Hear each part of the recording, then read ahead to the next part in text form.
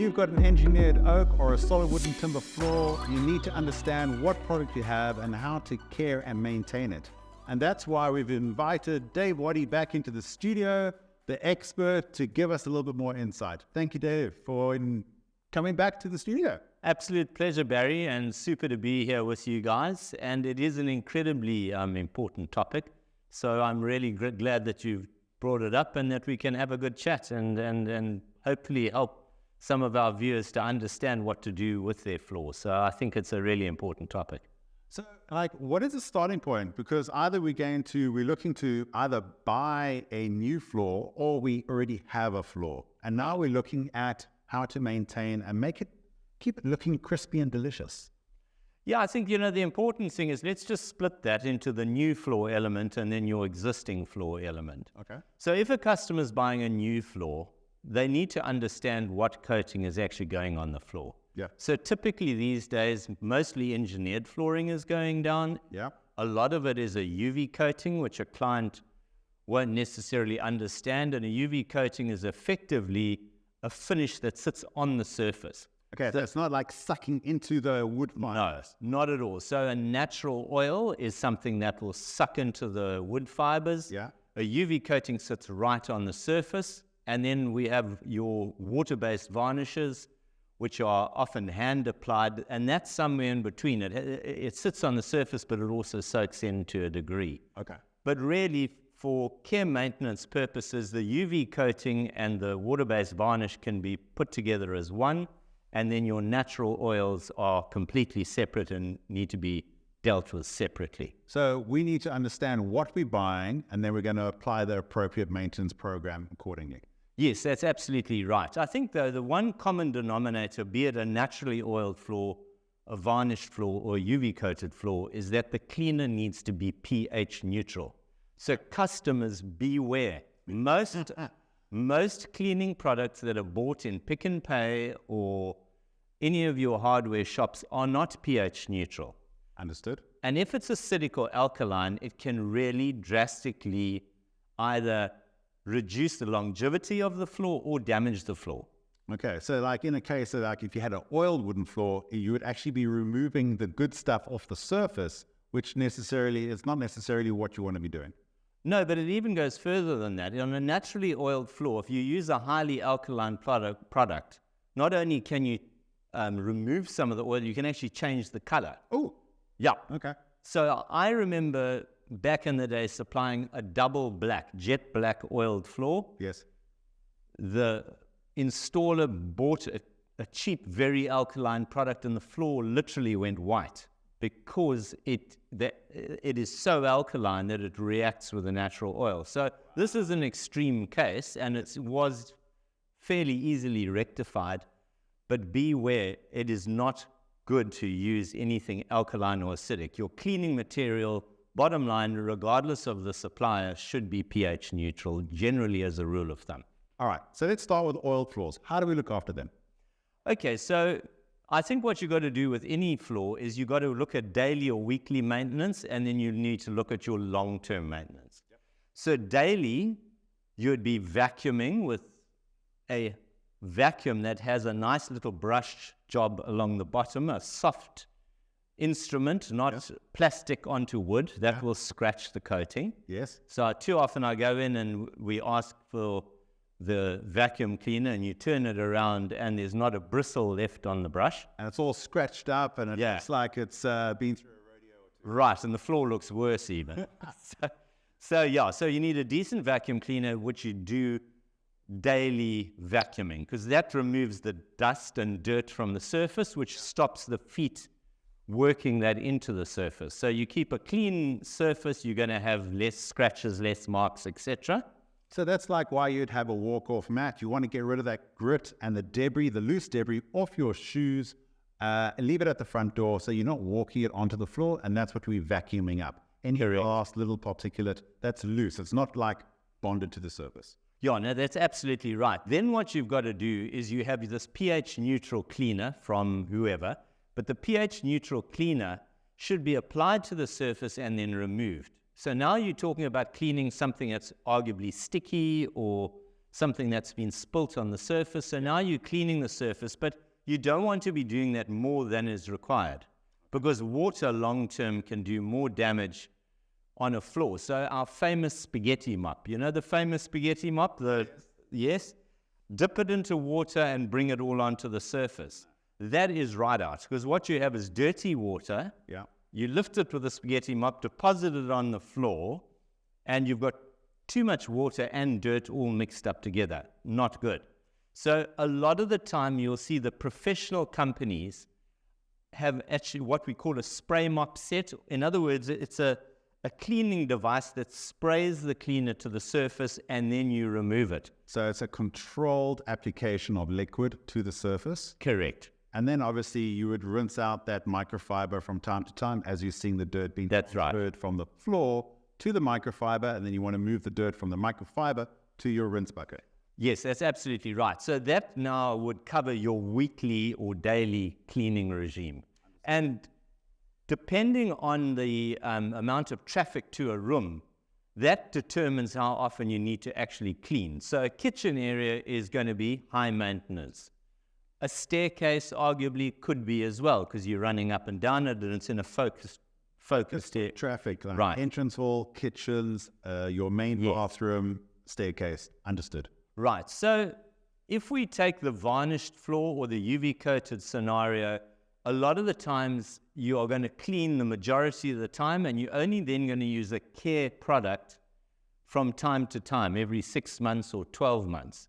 I deal a lot with the Germans, and they basically talk about a sacrificial layer. What we're talking about is a microscopic layer that sits on the surface of the varnish. Yes. So when the foot traffic goes onto the top of the floor, yes, you effectively traffic the care product and you don't traffic the coating. Understood. So this makes perfect sense. And the care product is always something that can be removed. Okay. So in the case of I would say the majority of the high quality care products, after 3-4 years, you will then strip the floor down. When I say strip, this is not sanding. I'm talking about using a remover product. You take the care product off and then you start again. So it's almost like a refresher. Yes, that's exactly 100%. Okay, exactly. So like a lovely refresher, and you can go, depending on the foot traffic, you will then decide, hey, it's now time. It's not like you have to do it in 6 months or 3 years. It's when you start seeing that it's starting to look a little bit tired, that would now be the point that you would engage with a refresher program. Yes, that's absolutely right. But I think let's just also talk about a naturally oiled floor. So a naturally oiled floor means that all of these lovely oils and the product are inside the wood. Yep. Now, in this instance, a naturally oiled floor, if you maintain it correctly, that floor looks brand new for as long as you want. A varnished floor tends to, over time, get microscopic little scratches, etc., which the eye can see. A naturally oiled floor, the advantage is that it basically can be cared and maintained and it looks absolutely wonderful. The downside is that it does mark more easily with red wine, with, unfortunately, pets if they make a mess. Yeah. So there's in life there's always yin yang, positive, negative. Question: if I've got a oiled floor that has been well maintained, if I do have those accidents, those stains aren't going to leach deeper into the wood. They're going to be more surface, I would guess, versus maybe a oiled wooden floor that's been maybe abandoned and it's actually gotten quite dry over a period of time, and that's where it has the ability to really suck deep into the fibers. Am I on track, or have I missed it a bit? I think it depends on, unfortunately, if the pets have made a mess, which is really highly acidic, yes, or red wine that's been left for a long time, that will penetrate. So any product that's left on the surface for a long time gradually penetrates through. I mean, I did a whole number of tests on UV coated floors, on varnished floors and oiled floors. And even the varnish and the UV coated floors, if you leave those red wine or whatever it is on the surface for long enough, even they will mark. You know, it's a question of it's penetrating through. The sooner you remove the spillage, the better, the less damage. Yeah. So unfortunately, I've had it where the dog made a mess behind the curtain, client didn't see it, then you're in a situation where myself as the installer, should we put it, has to come in and literally sand that plank down and sort it out, because it was left for probably 3 days. I think he was on holiday. Yep. So that's your worst case scenario. So would you be able to do a localized repair with an oiled wooden floor? Yes, you would. Absolutely. So also potentially an advantage. So it's a weakness, but it's an advantage. Absolutely. And I think this is a critical component of when we are being presented with these options as a customer, that we understand like it's a bit weaker, but it's a bit more serviceable at that kind of level. Yes, absolutely. A naturally oiled floor is the most flexible out of any of the coatings. The least flexible is a UV coating, because this is a factory finished floor which cannot then be repaired in situ. So if you are buying a floor that is UV coated, if there is an issue on it, you are cutting a plank out and you are replacing a plank. That's also extremely important to know. Very few, I think, of the customers know that. And there are a lot of UV coated floors going in, because the bulk of flooring that comes out of either China or even Europe comes with a UV coating. Yep. It's a very, very popular coating because obviously it's done in a factory environment. It's near perfect. Almost sometimes you could arguably say it looks almost a bit laminate-ish because it's very perfect. Yep. But they're beautiful coatings. Some of them are stunning. But the downside is you can't easily repair that in situ. So if you have a real problem with a mark or a deep scratch, then you're in trouble. Okay, so let's talk about cleaning a UV coated floor product. Well, again, it goes to the daily cleaning. So you're going to do the same cleaning with a pH neutral cleaner. Yep. The difference is with a naturally oiled floor, from time to time you'll use a product that has got a little bit more in it. So either a wax cleaner, which has got a little bit of wax that will rejuvenate the oiled floor. Okay, and that's like your refreshers, and they've got those extra components to it. But you wouldn't use those kind of cleaners for a UV oil. No, you wouldn't. The UV oiled floor, you literally are going to just use your cleaner. Yep. And then depending on the manufacturer or the supplier, they might then have a care or a refresh product which will go over the UV coating. Understood. And that is not something that is done that frequently. A naturally oiled floor, you have what we call a refresher oil or a refresher wax as well. Correct. And that you can use just when you see, let's say, in front of the windows, it gets a lot of sun, it's looking dry. You can apply it to that surface, you can apply it to the stairs. So this is the thing, a naturally oiled floor has a lot of flexibility, and I'd say long term, if you understand it and you put the necessary energy into it, will look better over a long period of time. I think all too often customers are they desire the wooden floors, but they don't necessarily want to commit to the maintenance program of an oiled wooden floor, because they want it to go in like a laminate. You put it in, you're going to be cleaning it from day to day, but you expect it to last and be perfect forever on. Correct. And I think that's where a great retailer or somebody who is providing you with the floor, they can actually provide you with a service, a maintenance service, and give you a reminder every 6 months or every 12 months that they can come in, do a maintenance program for you and extend the lifespan of your investment and keep it looking beautiful.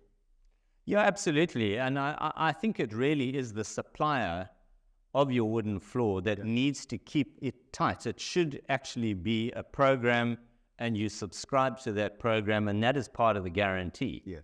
Because then if you know what is expected of you as the customer, then you tend to do it. If nobody is giving you guidance on this, then it's left to chance, and you don't want to do that. Absolutely. And that's where I feel like we get excited about investing in engineered wood floors, but there's so much discrepancy in price points. And there's the initial discrepancy in price points, but there's also the maintenance discrepancy in what the commitment entails. So that is absolutely great. Thank you, Dave, for joining us in the studio. And I look forward to our next session where we're going to be discussing sanding and sealing of these beautiful wooden floors. Barry, thank you. We'll catch you again soon.